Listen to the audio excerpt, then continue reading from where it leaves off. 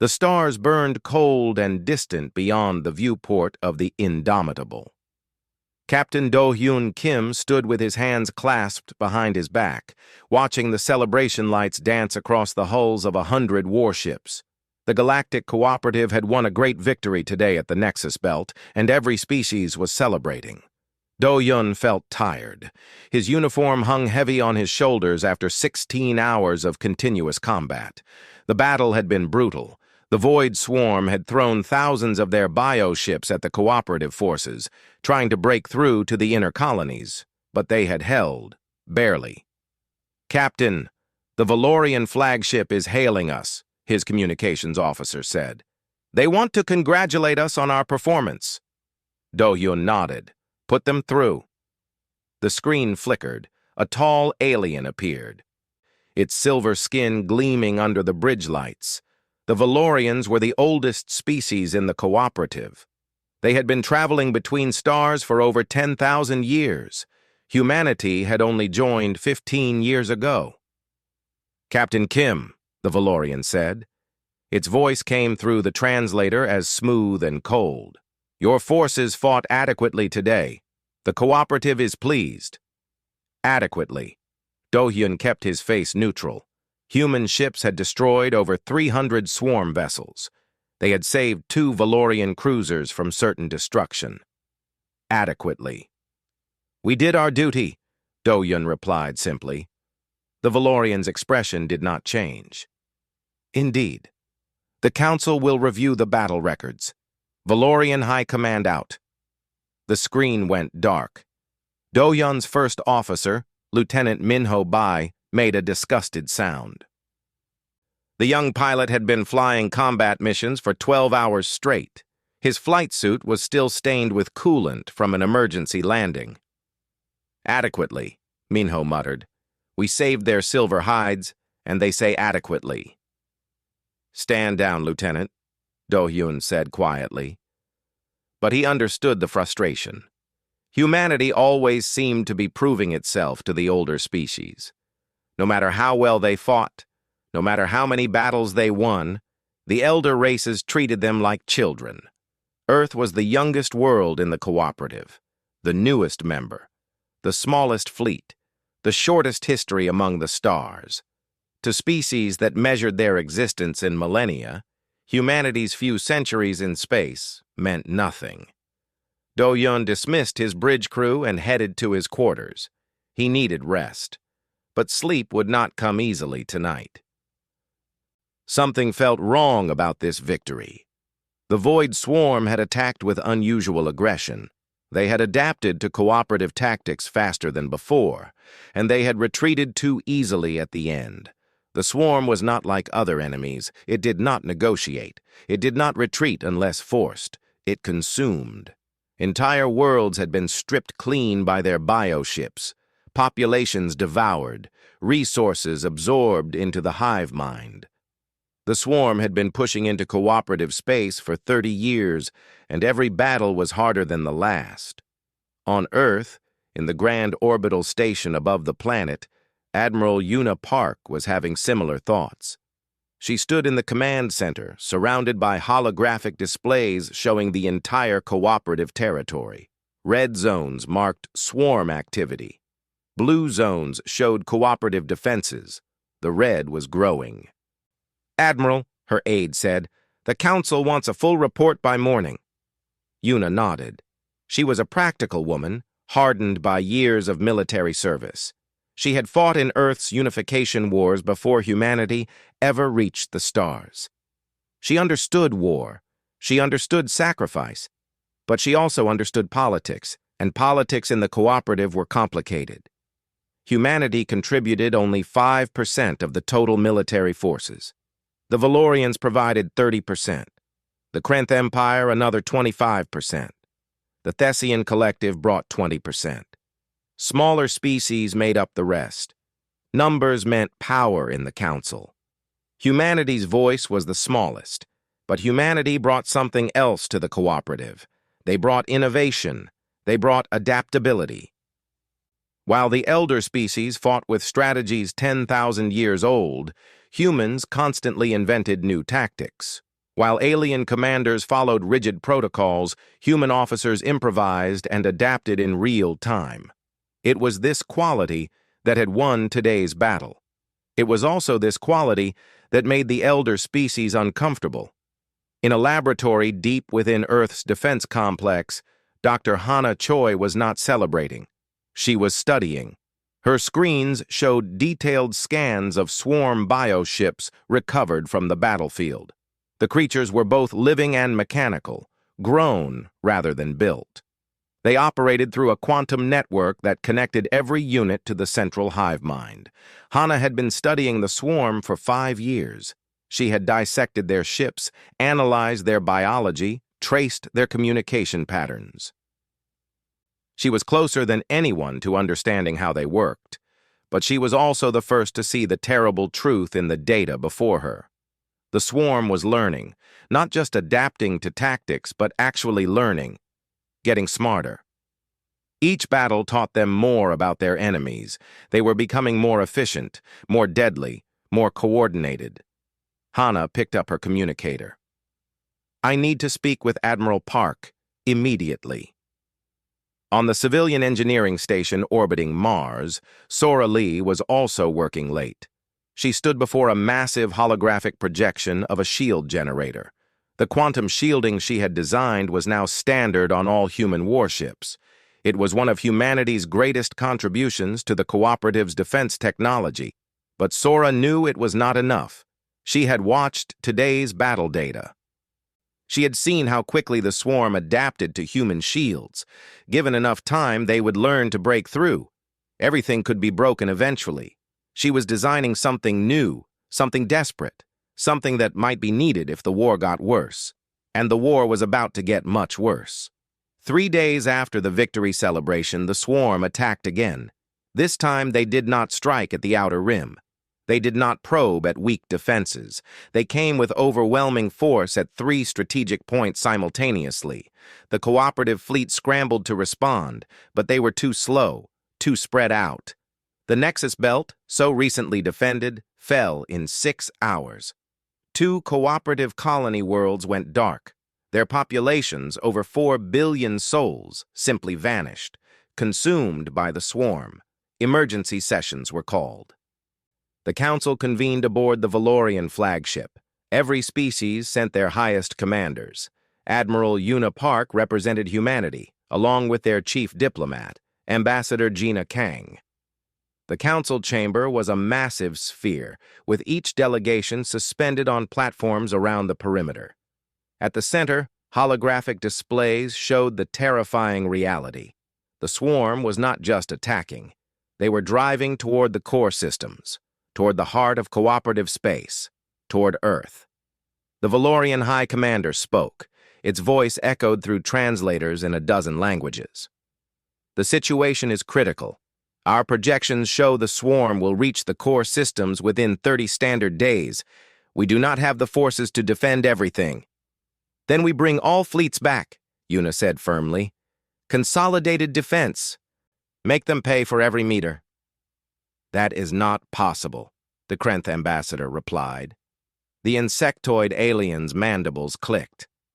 "Our home systems must be protected. We cannot abandon them." "Then what do you propose?" Gina asked. She felt cold dread building in her chest. The Valorian High Commander's expression was unreadable. "We propose a strategic sacrifice. 3 worlds will be designated as buffer zones. We will evacuate what civilians we can, but the defensive fleets will withdraw. This will buy time for the core systems to prepare proper defenses." "Buffer zones," Una repeated slowly. "You mean sacrificial worlds? Which 3? The display changed. 3 star systems highlighted in red. Una's blood turned to ice. One of them was Sol. One of them was Earth. "This is unacceptable," Gina said, her voice rising. "You're condemning billions to death." "The mathematics are clear," the Valorian said coldly. 3 worlds for 44. The needs of the many outweigh the needs of the few. Earth, by assessment, has the lowest strategic value among the core systems. Una stood. Her face was hard as stone. "We have a treaty. The cooperative charter promises mutual defense." "The charter accounts for survival scenarios," the Krenth commander said. "This is survival. We must think logically." "Logically?" Una said. The word tasted like poison. "You mean we're the youngest, the smallest, the most expendable?" No one answered. The silence said everything. The vote was called. Humanity's single voice was overwhelmed by dozens of others. The decision was made. Earth would stand as a buffer. The cooperative fleets would withdraw. Humanity was alone. The withdrawal began at dawn. Earth's orbital defenses watched as the first alien ships powered up their jump drives. Valorian cruisers, Krenth battleships, Thessian carriers. One by one, they turned away from humanity's home system. Captain Do-Hyun Kim stood on the bridge of the Indomitable, watching his former allies leave. His crew was silent. What could anyone say? They had fought beside these ships for years. They had bled together, died together, and now those same ships were running away. "Captain," his communications officer said quietly, "the Krenth flagship is hailing us. Private channel." Do-Hyun nodded. "Put it through." Commander Vexthor appeared on screen. The massive insectoid warrior had fought alongside Do-Hyun in a dozen battles. They had shared drinks after victory. They had mourned losses together. "Do-Hyun," Vexthor said. Its translator made the alien's clicks and whistles into words. "I am sorry. The Council's decision was wrong, but I must follow orders." "I understand," Do-Hyun replied. And he did. Soldiers followed orders. It was the orders themselves that were wrong. "Die well," Vexthor said. It was a Krenth blessing meant to honor warriors facing their last battle. "Make it mean something." The screen went dark. Do-Hyun watched the Krenth flagship turn and jump away, its drives leaving a brief flash of light. Then it was gone. "All alien ships have left the system, Captain," his tactical officer reported. "We're alone." Alone. 38 human warships, 3 orbital defense platforms, 4 billion people on Earth and its colonies, against a swarm that had destroyed civilizations. 23 days until the swarm arrived. On Earth, the news spread like wildfire. Riots broke out in some cities. People demanded evacuation. They screamed for their leaders to do something. But there was nowhere to run. Human colony ships were slow. They could evacuate maybe 1 million people before the swarm came. What about the other billions? Admiral Una Park addressed the planet. Every screen, every device carried her image. She stood in her uniform, her face hard, but her eyes blazing with determination. "People of Earth," she began, "by now you know the truth. The Galactic Cooperative has abandoned us. They have calculated our worth in numbers and found us expendable. They expect us to die quietly while they save themselves." She paused. Let the anger build. She needed that anger. "They are wrong," Una continued, her voice growing stronger. "They do not know humanity. They do not understand what it means to be human. We have faced extinction before. We have stood at the edge of destruction, and we have survived, not because we were the strongest, not because we were the oldest, but because we refused to surrender." Her hands gripped the podium. "Earth will stand. Humanity will fight. We will show the galaxy what it means to have a spine, what it means to have courage. The swarm is coming. Let them come.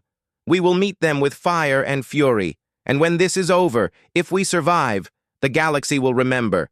They will remember that when they ran, humanity stood." The speech echoed across every continent. In the underground bunkers, people stopped panicking. In the military bases, soldiers stood straighter. In the orbital stations, engineers returned to work. Una had given them something precious. She had given them purpose. But purpose alone would not stop the swarm.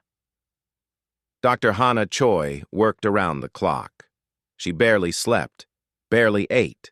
Her laboratory was filled with swarm specimens, data streams, quantum analysis equipment. She was so close, she could feel the answer hiding in the numbers.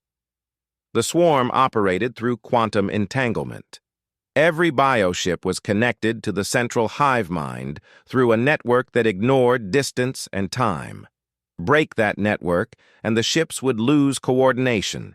They would become confused, vulnerable. But how do you break quantum entanglement? It was like trying to cut something that existed in multiple dimensions at once. "Coffee," someone said behind her. Hana turned. Sora Lee stood there, holding 2 cups. The engineer looked as tired as Hana felt. "You found something?" Sora asked. "Maybe," Hana said. She took the coffee gratefully. "The swarm's network uses a specific frequency range.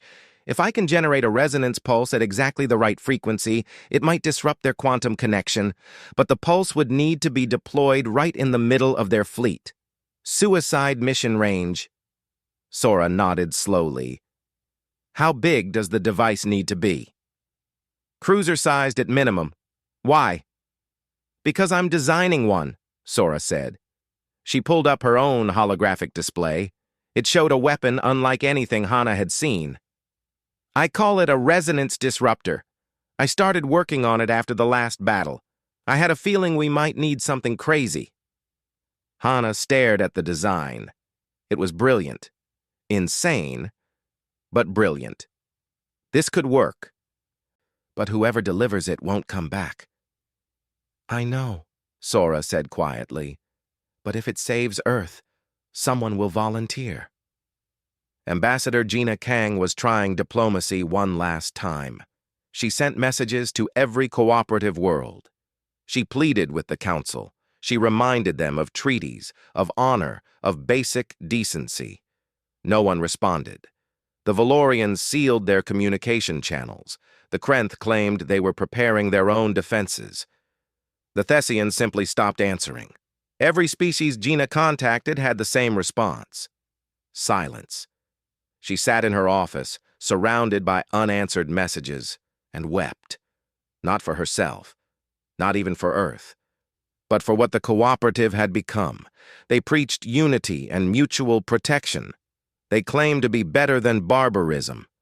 But when tested, they chose cowardice. Gina had believed in the cooperative. She had spent years building relationships with alien diplomats. She had genuinely thought they were friends, allies, family. She had been wrong. Lieutenant Minho Bay gathered his squadron in the briefing room. 19 pilots, the best humanity had. They had trained together for years, fought together. Now they would die together. "All right," Minho said, trying to keep his voice steady. "You all know the situation. The swarm arrives in 23 days. Our orders are simple. Hit and run. Slow them down. Give the ground defenses time to evacuate civilians to underground shelters." "How long can we hold?" one pilot asked.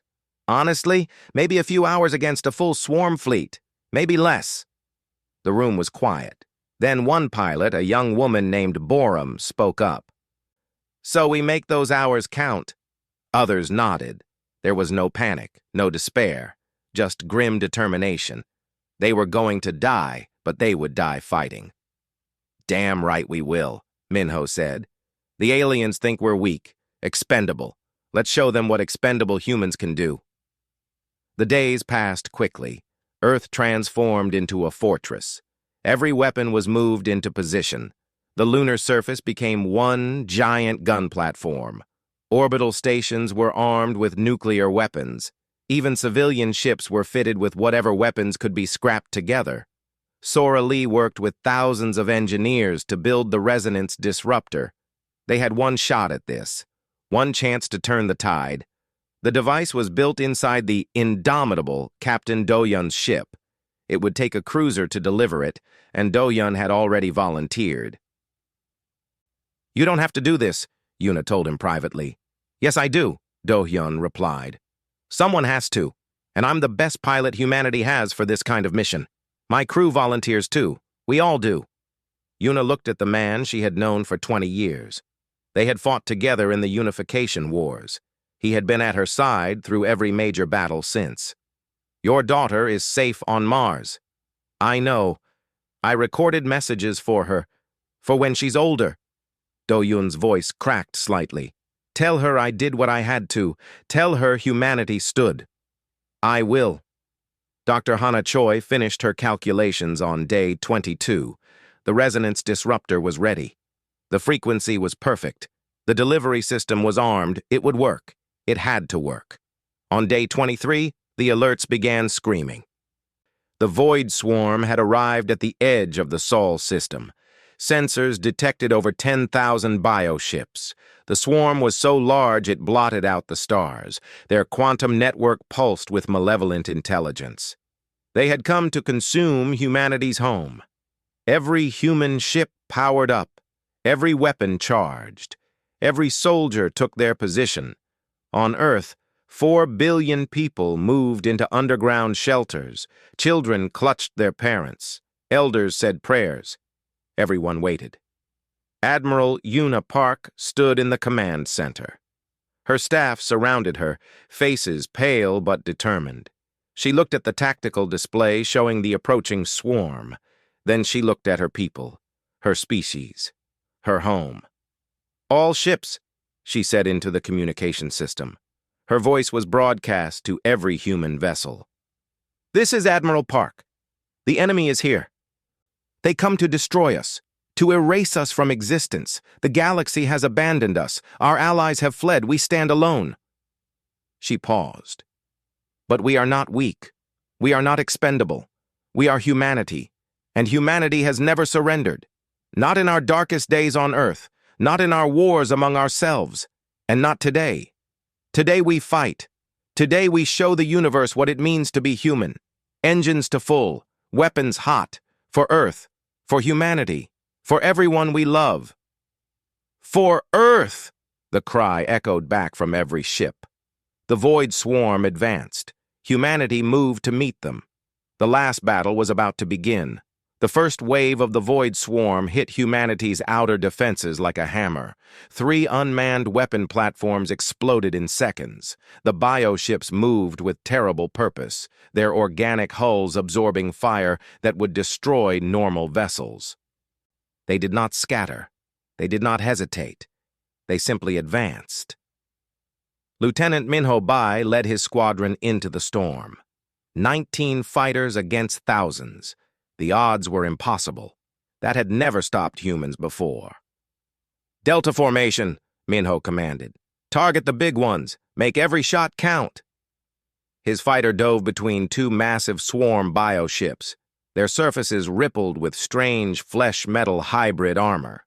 Weapons ports opened like mouths. Minho fired his missiles at point-blank range, then banked hard as acid projectiles sprayed past him. Behind him, 2 bioships collided, their coordination disrupted by his attack.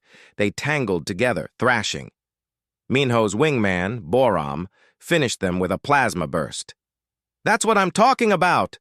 Boram shouted. But for every swarm ship they killed, 10 more took its place. The mass of bioships was overwhelming. They surrounded the human fighters, cutting off escape routes, forcing them into tighter and tighter spaces. "Break and scatter!" Minho ordered. "Don't let them box us in!" The fighters split apart, each pilot flying their own chaotic pattern. The swarm tried to track them, but human unpredictability was hard to predict. While alien pilots flew in formation, humans improvised. While the swarm calculated optimal firing solutions, humans flew on instinct. It saved lives.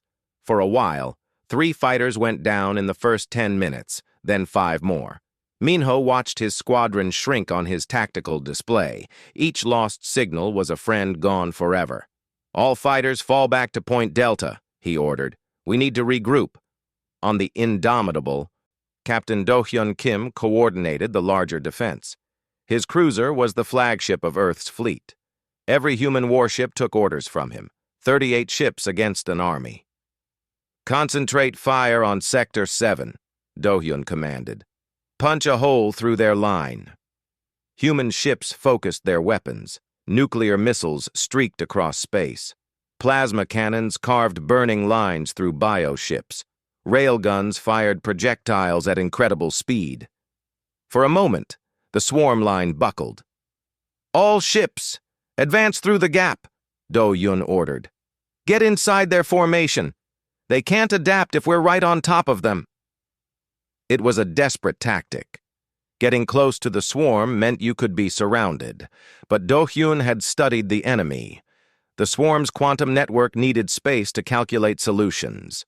Up close, in the chaos of knife fight range, their coordination failed. The human fleet plunged through the gap. Bioships tried to close around them, but the humans were already firing in all directions. It was chaos. It was madness. It was working. On Earth's moon, Sora Lee watched the battle through tactical displays. She stood in the control center for the lunar defense grid. Around her, hundreds of engineers monitored massive railguns built into the moon's surface. "They're getting too close," one engineer said nervously. "If they breach the moon's orbit, we're done." "Then we don't let them breach," Sora said calmly. "Firing solution on the main swarm cluster. All guns." "That's danger close to our own ships." "Our ships know the risk. Fire." The moon shook. 20 massive railguns fired simultaneously. Projectiles the size of buildings launched at incredible velocity. They tore through space and slammed into the swarm cluster. Bioships exploded. Others were knocked spinning out of control. The devastation was incredible. "Reload and fire again," Sora ordered. "Don't stop until they're dead, or we're out of ammunition." The lunar guns became Earth's hammer. Every 30 seconds, another devastating volley. The swarm tried to adapt, tried to spread out, but Sora adjusted her targeting faster than they could move. This was humanity's advantage, not strength, not numbers, but the ability to think, to adapt, to change tactics in real time. The swarm had millions of ships, but they all thought with one mind. Humanity had only thousands of soldiers, but every single one could think for themselves. Dr. Hana Choi monitored the swarm's quantum network from her lab on Earth. She tracked the data streams, watching how the hive mind coordinated its forces. Beautiful in a terrible way. Perfect efficiency, perfect unity. And that was its weakness. "Admiral," Hana said into her communicator, "the swarm is adapting faster than projected. They're learning our tactics in real time. We need to deploy the resonance disruptor now, or they'll adapt to that too." Admiral Unipark's face appeared on her screen. Behind the Admiral, Hana could see the command center in chaos. Alarms blaring, people shouting. The battle was not going well. "How long do we have?" Yuna asked. "Hours, maybe less. The longer we wait, the less chance it will work." Yuna nodded. "Captain Kim, you're cleared for your mission. Godspeed."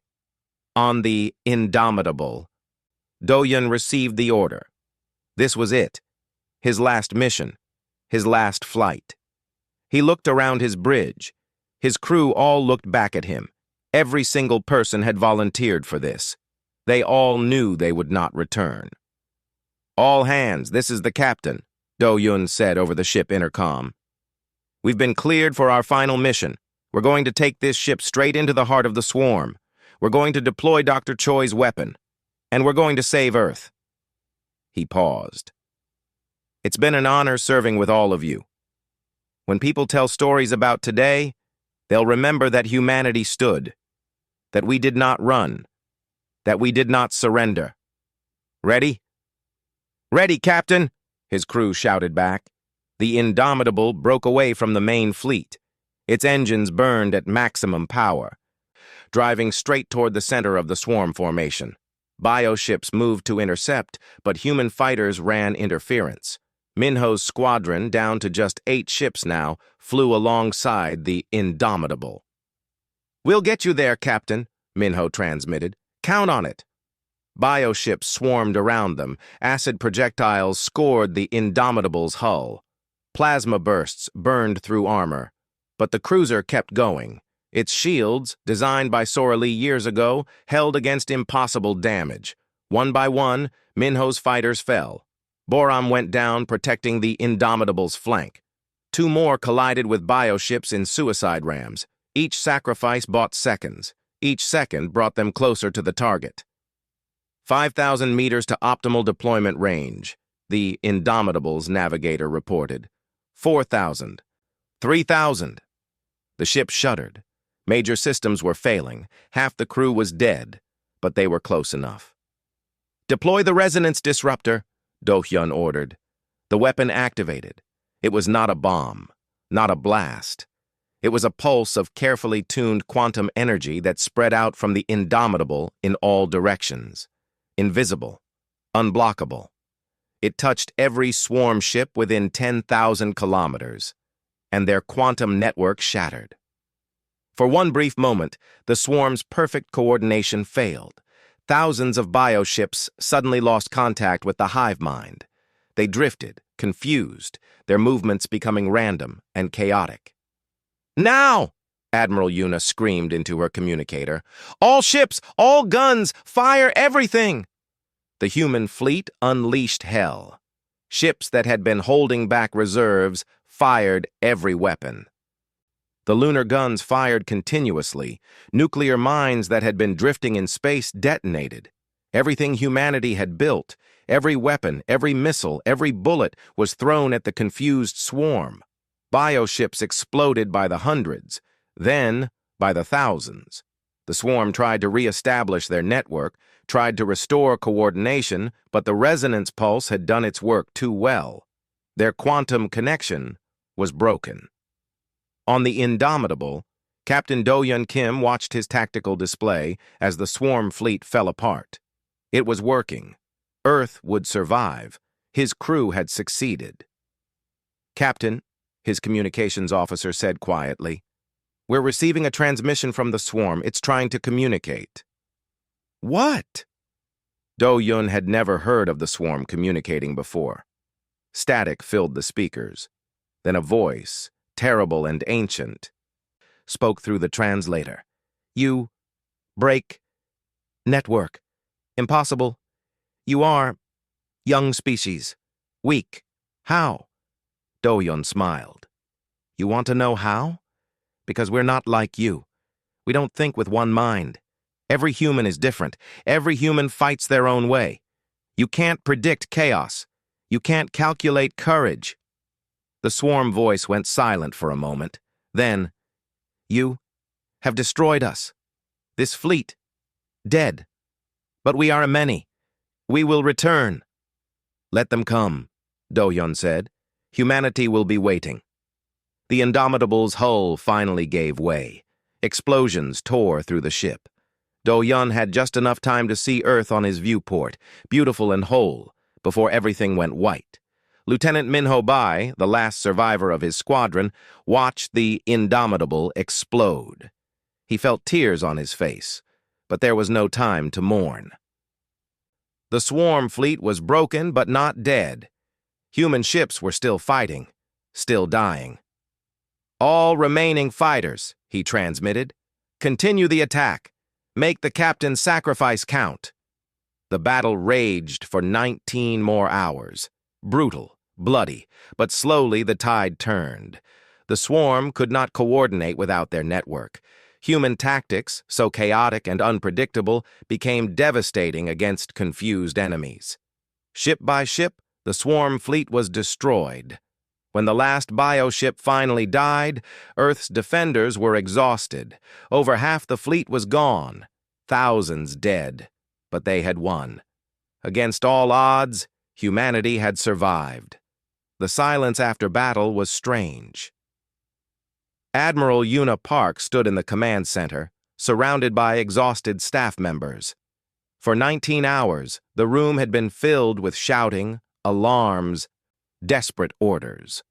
Now there was only the quiet hum of damaged systems and the sound of people breathing hard. "Status report," Yuna said. Her voice was hoarse from hours of giving commands. "All swarm ships destroyed or disabled, Admiral," her tactical officer reported. No enemy activity detected in the system. Our losses? The officer hesitated. 23 ships destroyed, 11 heavily damaged. Estimated casualties at 42% across all forces. Civilian casualties minimal due to shelter protocols. 42%. Nearly half of Earth's defenders were gone. But Earth itself still stood. 4 billion people still lived. The impossible had happened. "Get me communication links to all surviving ships," Yuna ordered, "and someone find out if Lieutenant Bay survived." On what was left of his fighter, Minho Bai drifted near Earth's moon. His ship had lost main power 3 hours ago. Life support was failing. He was cold and getting colder, but he was alive. His squadron was gone, all of them except him. "This is Bay," he transmitted weakly. "Anyone receiving?" Static answered him, then a voice, blessed and clear. "Lieutenant Bay, this is Lunar Control. We have your position. Recovery ship is on the way. Hold on." "Copy that," Minho said. He closed his eyes. Captain Do-yun was dead. Boram was dead. So many others were dead. But Earth lived. It was enough. Dr. Hana Choi could not stop shaking. She sat in her laboratory staring at screens that showed the aftermath of the battle. The resonance disruptor had worked. Her calculations had been perfect. But the cost had been so high. Captain Do-yun and his entire crew were gone. Hundreds of other people dead, all because of a weapon she had designed. "Dr. Choi?" Someone stood in her doorway. It was Sora Lee, the engineer. She looked as exhausted as Hana felt. "You saved us. You know that, right?" "I killed Captain Kim," Hana said quietly. "No, the swarm killed Captain Kim. You gave him a weapon that saved 4 billion lives." Sora walked over and sat down beside her. "He volunteered. They all did. They knew what they were doing. Does that make it easier?" "No," Sora admitted, "but it makes it necessary. Sometimes the only way to save everything is for someone to sacrifice everything."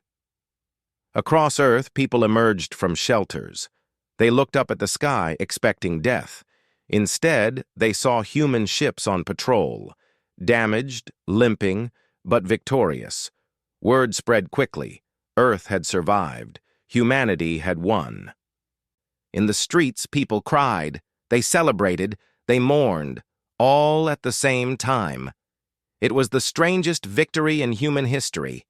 They had been abandoned by their allies, left to die. But they had refused to die.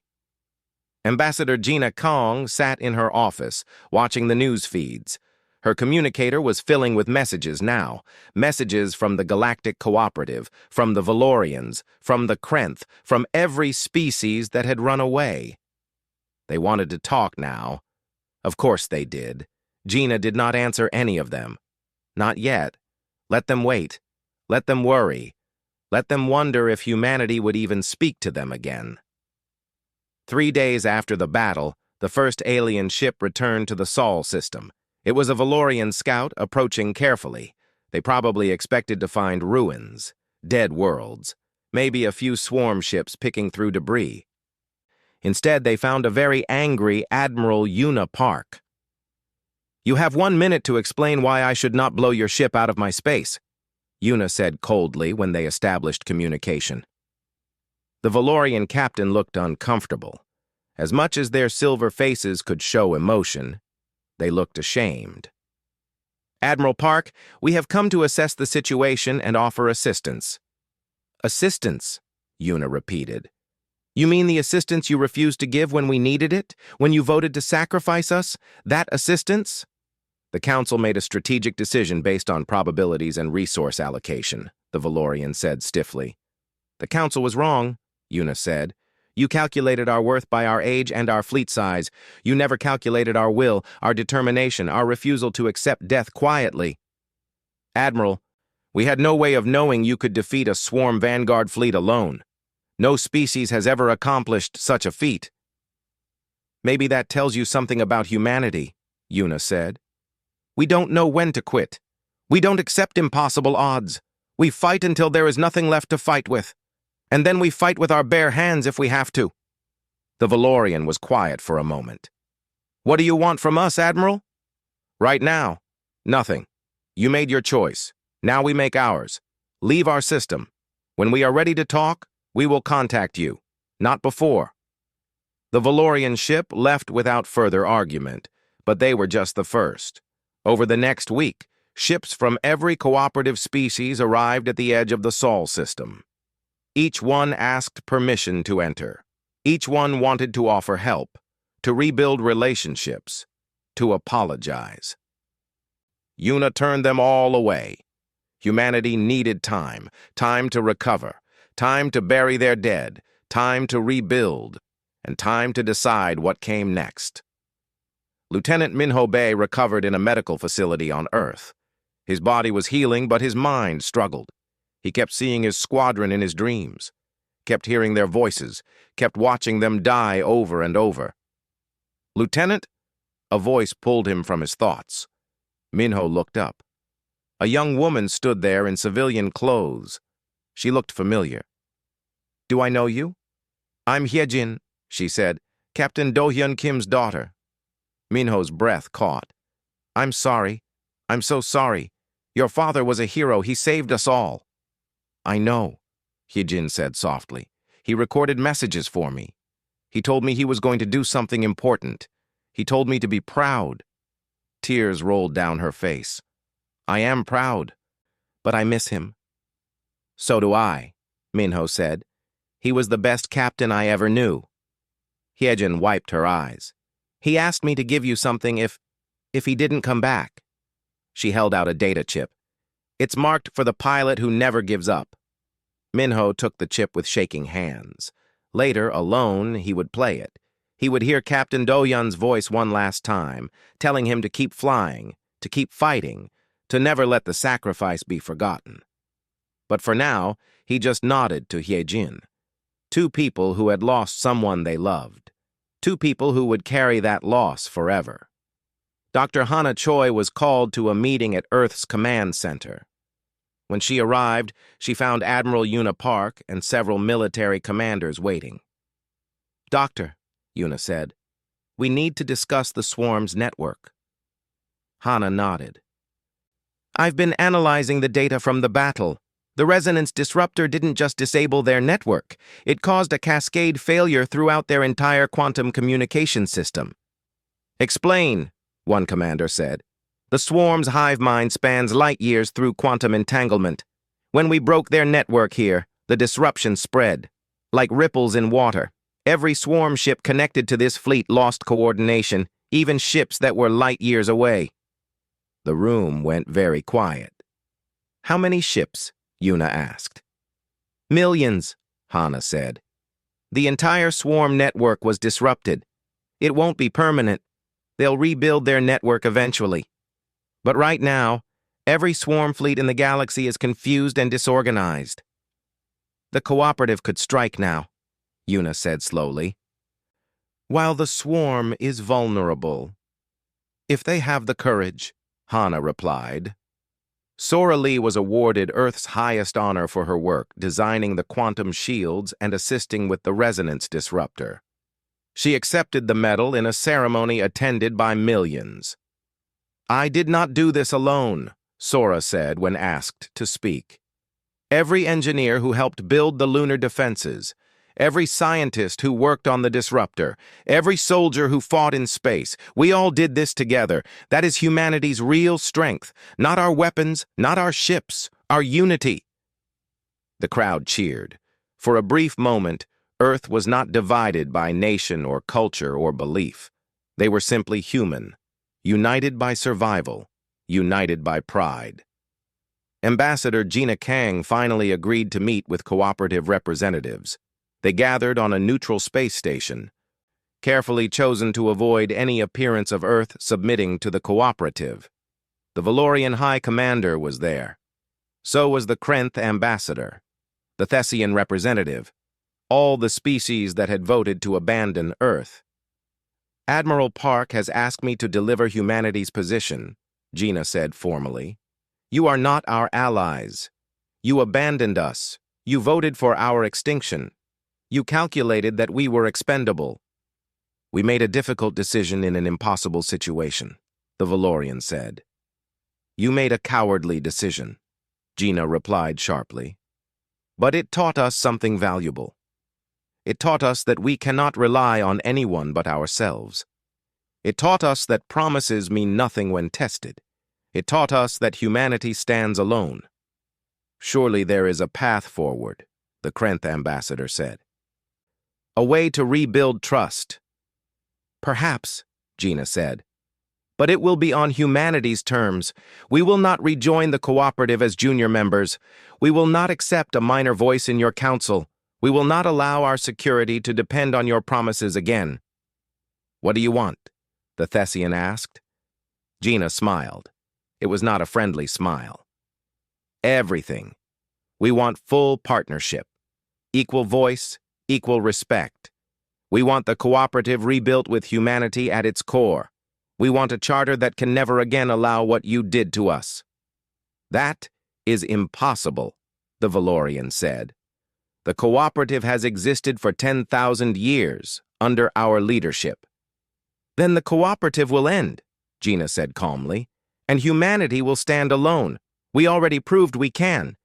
The question is, can you? Because the swarm is still out there.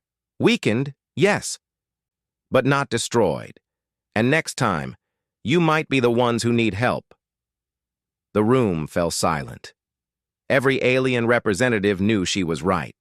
The swarm would recover. And when they did, the cooperative would need humanity's tactics, humanity's courage, humanity's refusal to surrender. The balance of power had shifted. Earth had survived, and in surviving, humanity had become something new.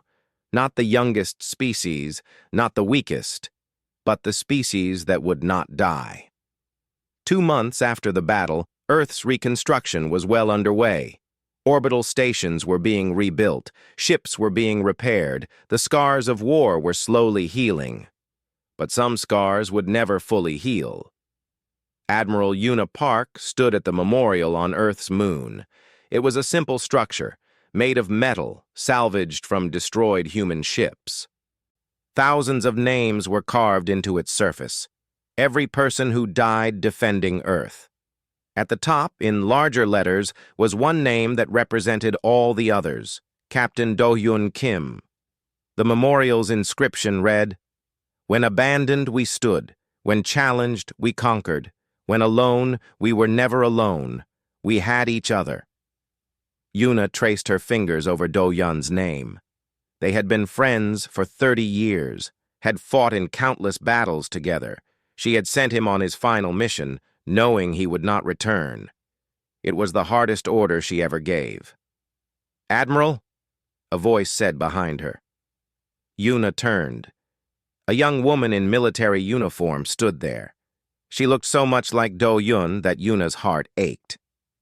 "Hyejin," Una said, "I didn't know you enlisted."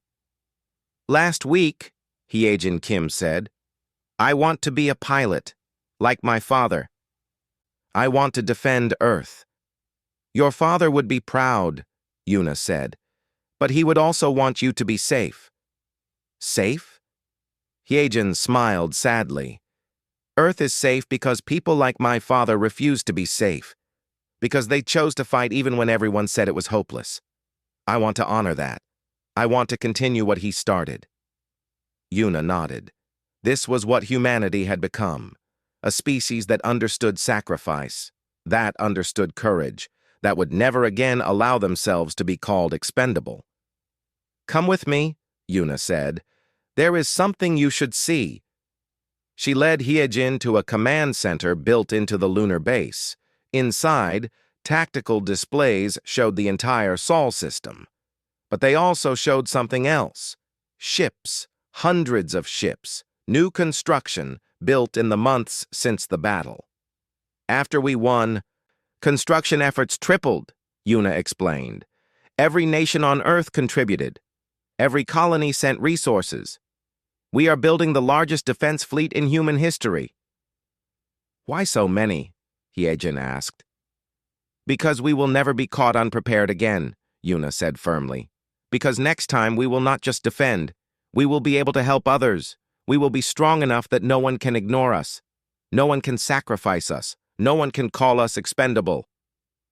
Across the Sol system, humanity's industrial capacity had exploded. Shipyards worked around the clock. New weapons were designed based on the lessons learned from the swarm battle. Dr. Hana Choi led research teams developing better disruptor technology. Sora Lee designed next-generation shields and weapons. Lieutenant Minho Bay, recovered from his injuries, trained new pilots. He taught them the tactics that had saved Earth: hit and run, unpredictability, chaos as a weapon. But he also taught them something else. You are not just pilots, he told his students. You are guardians. Every time you fly, you carry the memory of everyone who died protecting Earth. You carry their sacrifice. You honor it by being the best you can be. One student raised their hand. Sir, what if we face the swarm again? Then we do what we did before, Minho said. We fight, we adapt, we refuse to die. The swarm thinks in one pattern. We think in millions. That is our advantage. That will always be our advantage. Ambassador Gina Kang was negotiating the new cooperative charter. The Valorians had finally agreed to meet humanity's demands: full partnership, equal voice, reformed leadership structure. The charter that had allowed Earth to be sacrificed was being completely rewritten. This is a historic moment, the Valorian High Commander said during the signing ceremony. The cooperative is reborn with humanity as a founding partner. Gina signed the document. Then she looked at the assembled alien diplomats. Let this be clear to everyone. Humanity joined the cooperative once in good faith. We were betrayed. We are joining again, but this time with our eyes open. We will be partners. We will defend our allies. But we will never again allow ourselves to be sacrificed for convenience. The cooperative accepts these terms, the Valorian said. Good, Gina replied.